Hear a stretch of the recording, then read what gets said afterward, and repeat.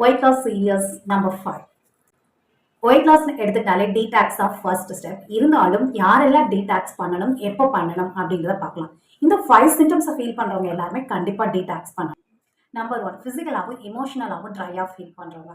பிசிக்கலானா ஆக்டிவா work பண்ண முடியல அப்படின்றவங்க, எமோஷனலா டக்குன்னு எந்த ஒரு டிசிஷனையும் எடுக்க முடியாம கஷ்டப்படுறவங்க கண்டிப்பா டீடாக்ஸ் பண்ணிக்கணும். நம்பர் 2, டக்குன்னு நம்ம பாடி வெயிட்ல சேஞ்சஸ், அதாவது அது வெயிட் லாஸாகவும் இருக்கலாம், வெயிட் கெயினாகவும் இருக்கலாம். இந்த சேஞ்சஸ் வரப்போ நமக்கு ஸ்வீட் மேல நிறைய கிரேவிங்ஸ் இருந்தது, அடிக்கடி உணவுகளை தேடி தேடி சாப்பிட்றோம் அப்படின்னா கண்டிப்பா நீங்களும் டீடாக்ஸ் பண்ணிக்கணும். நம்பர் 3, தூக்கம் இல்லை, ரொம்ப சோர்வா இருக்கு, வயிறு உபசமா இருக்கு, மோஷன் ப்ராப்ளம் வருது அப்படின்றவங்க கண்டிப்பா டீடாக்ஸ் பண்ணிக்கணும்.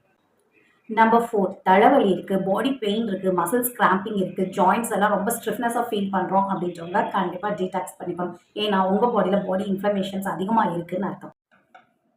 எப்படி நேச்சுரலா டீடாக்ஸ் பண்றது, அதுதானே உங்களுடைய கேள்வி. நான் இது சம்பந்தமான 2 வீடியோ ஆல்ரெடி போஸ்ட் பண்ணிருக்கேன். போய் பார்த்து நீங்க மறக்காம உங்களை டீடாக்ஸ் பண்ணிக்கங்க, அதுவும் நேச்சுரல் வேல.